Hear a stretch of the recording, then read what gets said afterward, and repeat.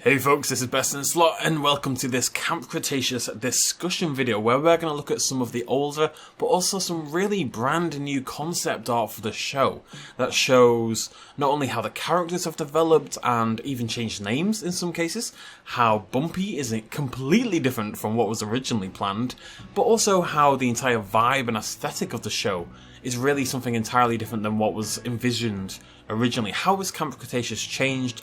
And, could we see some of these elements return in the future of the show? I will be honest, we kind of expected a clip tonight, and I still haven't managed to dig it out or find it.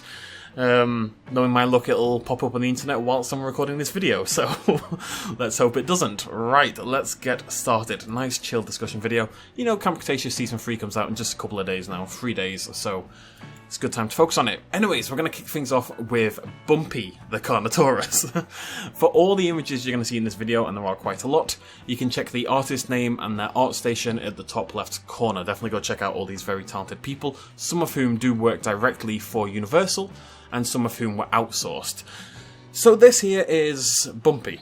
Bumpy was originally not an Ankylosaurus, although that was one of the hypothesized dinosaurs. There were many different dinosaurs sort of bandied around for Bumpy, all of which were babies, and I don't think it would have even been called Bumpy. I love this baby Carnotaurus. I mean, this picture in particular is adorable. This one here climbing up the little mountainside.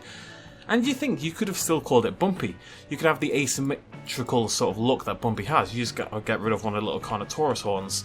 I think it would have been really cool to have a carnivore and have that aspect play into it, but I can see why they moved away from it. We have a lot to cover tonight, so we're gonna be relatively snappy. Bumpy was also going to be a Maiasaura, and you can see here these all different.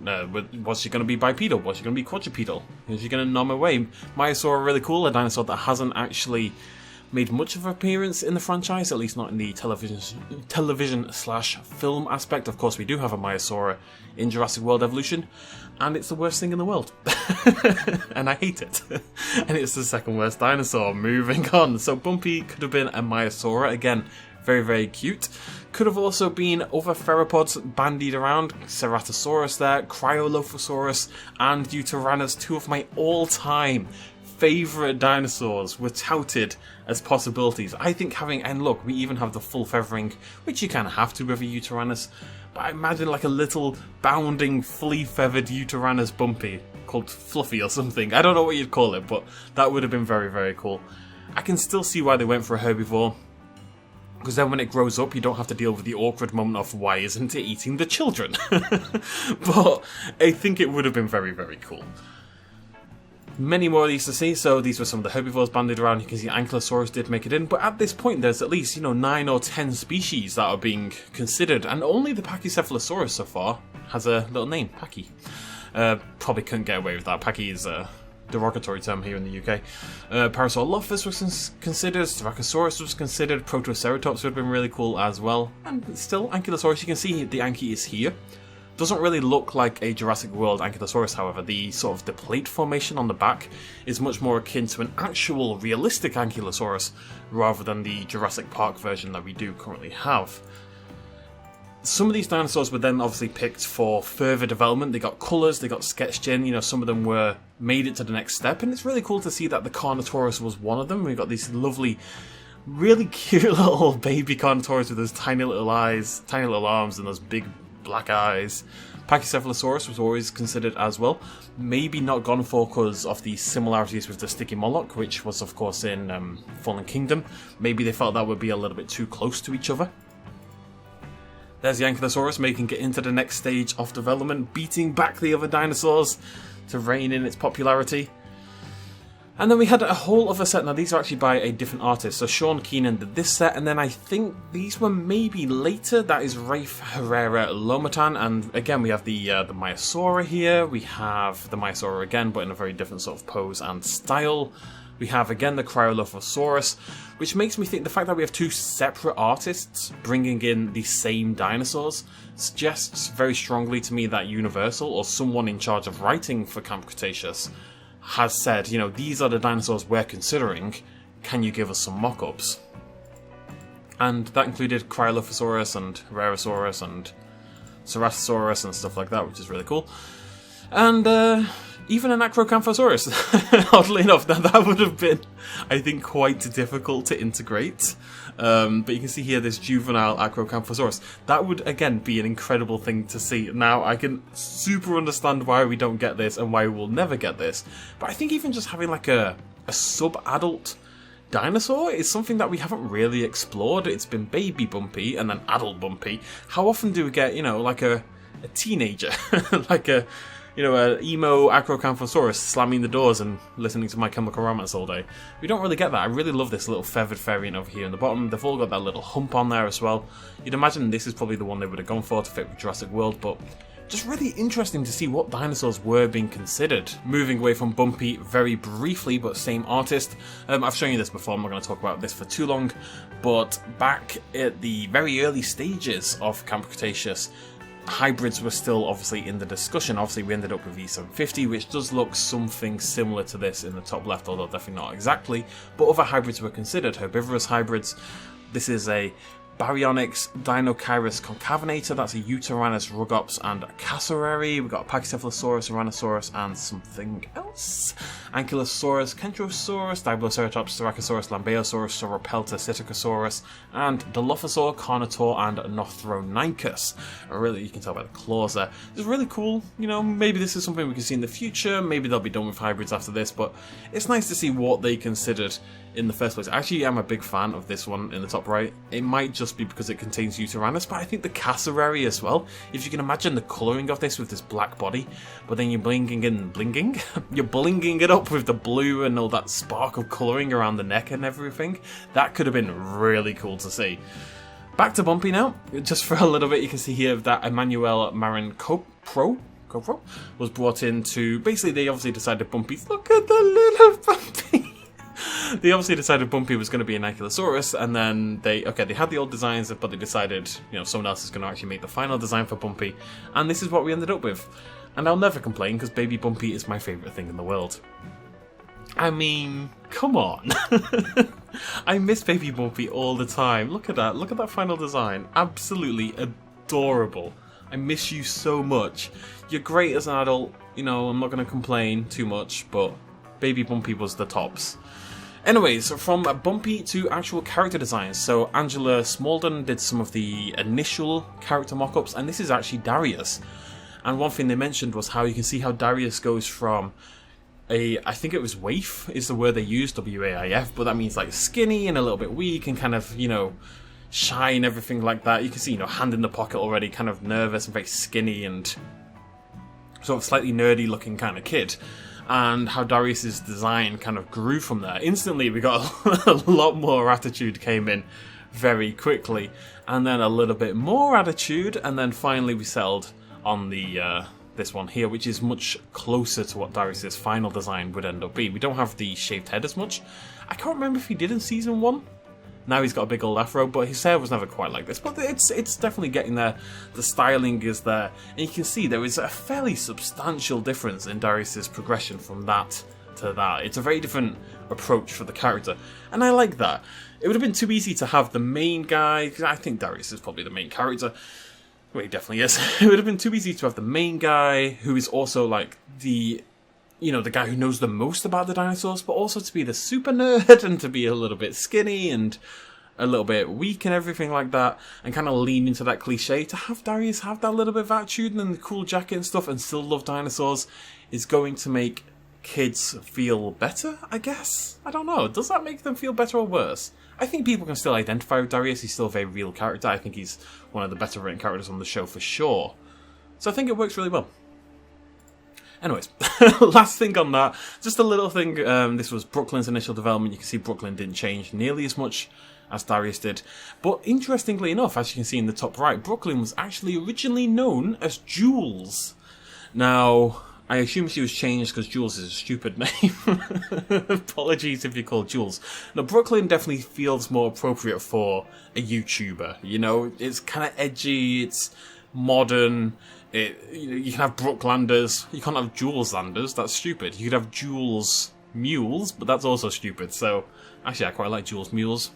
I'd like to be a Jules Mule. Anyway, Jules was once Brooklyn's name, and we have moved on to Brooklyn. Now, that's it for like character development, but there's a lot more to that in that there's a lot more to the show and what we're going to look at tonight, although we're about halfway, speeding through. Camp Cretaceous nearly looked very, very different from the show we ended up getting. So I'm going to show you some images here so we can get a feel for the vibe and discuss it. Some of these are from Merdad is Vandy. There's only a few shots here and these aren't really the important ones. I'm also not sure how official these are, whereas all the others are definitely official from Universal. But again, this is a cool look at some of the potential tour items that were maybe considered for the show. We have these unusual looking Pteranodons, which haven't really featured like this in Jurassic World before. These are definitely not the ones from Jurassic Park 3, but you can see the characters here clambering up the side of this big old wall. That would have been a pretty cool thing to have.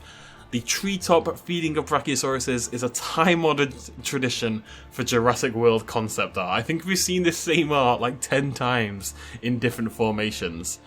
And that never quite... These Brachiosaurs are terrifying, by the way. That never quite made it in, but you can see in the early stages, this idea of the bioluminescent Parasaurolophus was actually quite a big thing. Now you can see here, you know, they're wearing like official gear and headlamps and everything. As with this one and this one, it was probably more likely to be part of the official tour. I very much got the impression from a lot of this concept art, and it'll be hammered home very soon, that the idea was for the camp to be active and not a disaster for a little bit longer, to expand the scope and have it operating, and to have Jurassic World much more operational for a lot longer before the world went to hell. They clearly decided against that and they kind of upped the pace. We'll see that all very soon.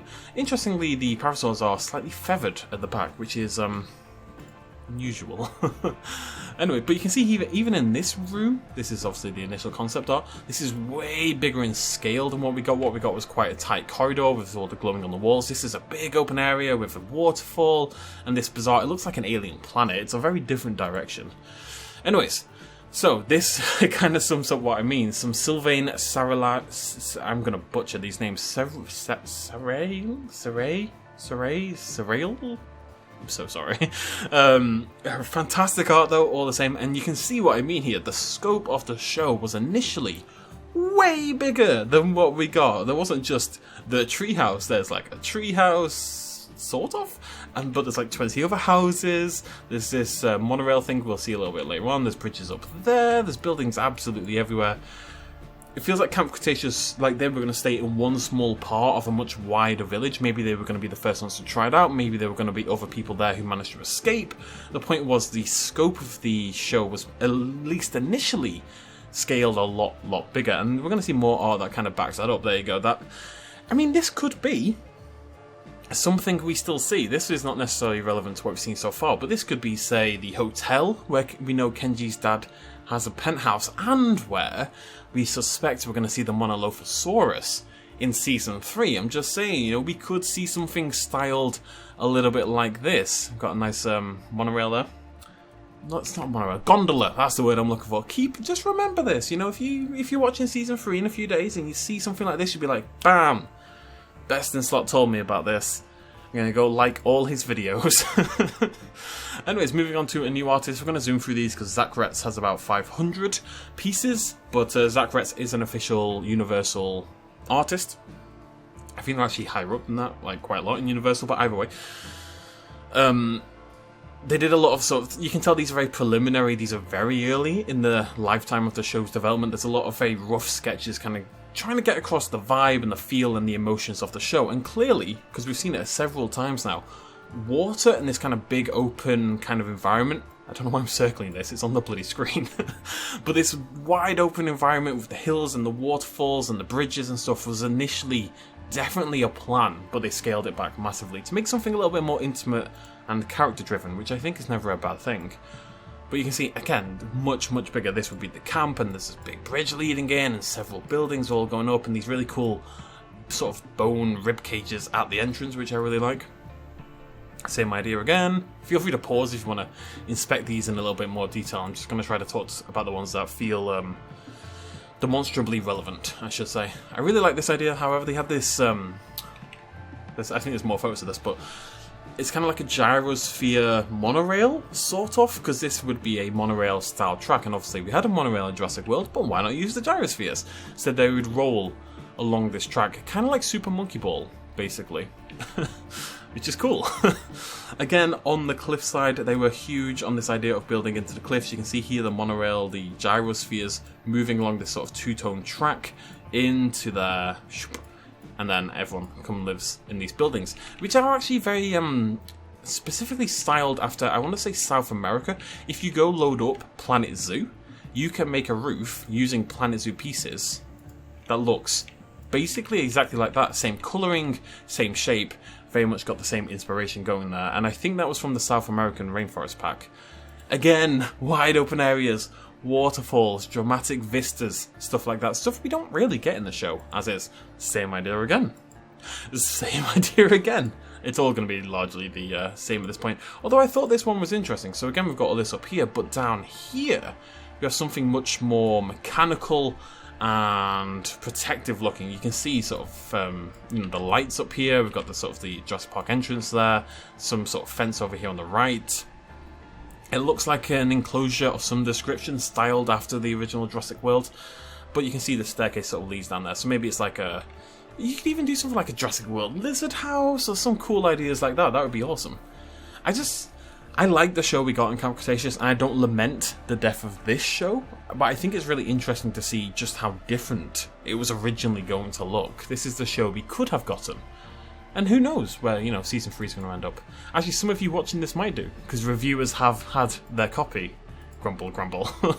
Yeah, a lot of treehouse-based stuff. That was at least clearly an idea right from the get-go that they stuck to. They just scaled it back quite a lot. This one's getting closer to where we ended up, but you'll see there's a lot more people. They've got like a river rapids thing going on, and that's actually a fairly constant thing as well that we're going to see with the final artist in a couple of seconds. There's only a few pieces left. It's actually still Zach Rett's till the end.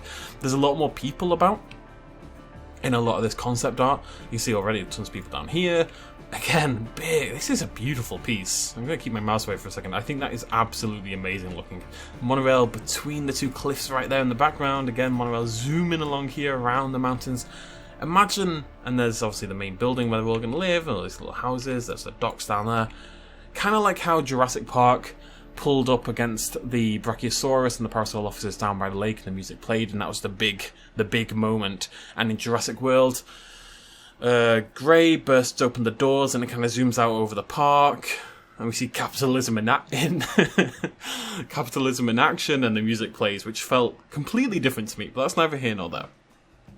Maybe that was the point. You could see this having the same effect. You imagine you're approaching from here, like Darius is running forward, there he is, he's very excited, he turns the corner, and then bam, you zoom out on this massive thing, waterfalls tumbling, huge cliffs curving around, monorails and tons of other campers and stuff, and the music swells up and plays. It would have been a really cool moment.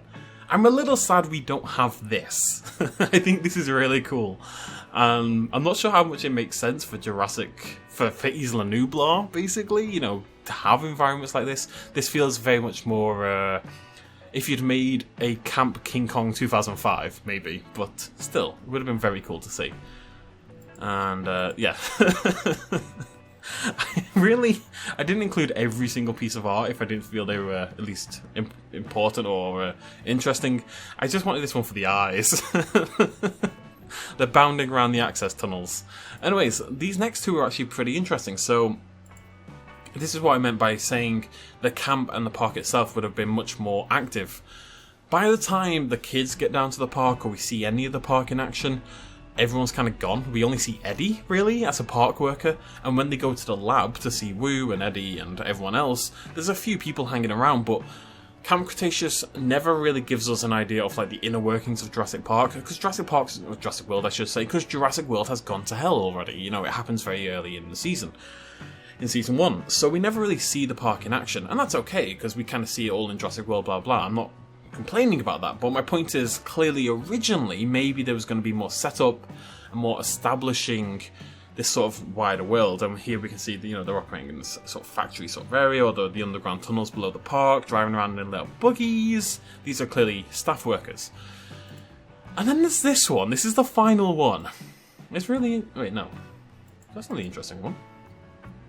Wait, where's my interesting one? I've lost it. Oh, never mind.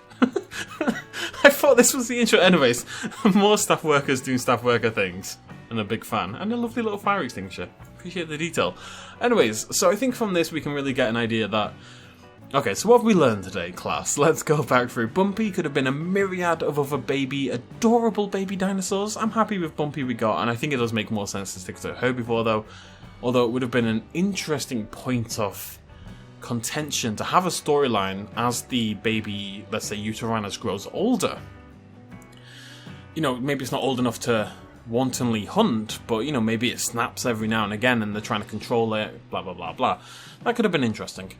The scale of the show definitely got scaled back quite a lot. I think that happens a lot in show development. You know, you've got big ideas and big budgets, and then everything gets tightened in a little bit. It might have been cool to see more stuff like this, and to see the inner workings a little bit more. Maybe just when they went to the lab, you know, have them pass through like a tour, kind of like in the original Jurassic Park. That would have been a really cool idea, but, you know, never made it in. But obviously then, even the... even the show itself and the camp and all that was going to be a lot bigger. But you can see why, you know, creating something like this would take a hell of a lot longer than what we ended up with. It may not tie in as easily with the other storylines. You know, we know E750 is going to attack the camp in Season 3, we've seen that in the trailers. Is that going to be as effective if they live here? You know, how's he going to get there? Why would he go there in the first place? I think it would dampen some of that tension. I think the show now feels more intimate, which lets you drive character action much more, which is a good thing, by and large. Anyways, that is it. That is tons and tons and tons and tons. I love that as well. That looks very much like that. It's a slightly scaled back version, obviously much more developed, which suggests to me, I mean, look at it. The people are in the same place, the waterfalls are in the same place, there's a bridge over at the back, the buildings are similar in style, there's a docks at the bottom left. This suggests to me that they liked the idea and they were actually gambling on this kind of idea initially, and it is very clearly influenced by it. You can see even the monorail here wraps around the mountain in the exact same way on both pictures. So clearly they liked the idea and wanted to go in this direction initially, but then maybe that's when they decided, okay, sure, this looks amazing, and it does look really cool. I really love this. Sure, that looks amazing, but can we ever possibly realistically do this? And maybe that's when they decided no. But, you know, maybe we get... I don't know, you know, Jurassic World Dominion's coming out, dinosaurs are going to be everywhere, it stands to reason that people are going to try to market them on the mainland as well. Maybe we can get some camp stuff, maybe a future season of Camp Cretaceous will somehow go in this direction. Either way, I think it's really interesting to see what the show could have been, to see what Bumpy could have been, and to see even what the characters could have been themselves. Really, I just wanted to start some discussion, and this bloody clip I wanted to upload hasn't been found, so I can't do that, and I thought this was cool. Let me know... hiccups. Let me know what you think in the comment section down below. Would you want the show to go more in this hiccups? Would you want the show to go more in this direction, or are you happy with what we got? Would you have preferred Bumpy to be a different species of dinosaur? I'm very curious what people think. Bumpy is adorable, but it could have been adorable and a different dinosaur. Let me know what you think in the comment section down below, and I'll see you lovely folks next time. Thank you so much for joining me. Cheers, much love as always. Bye bye.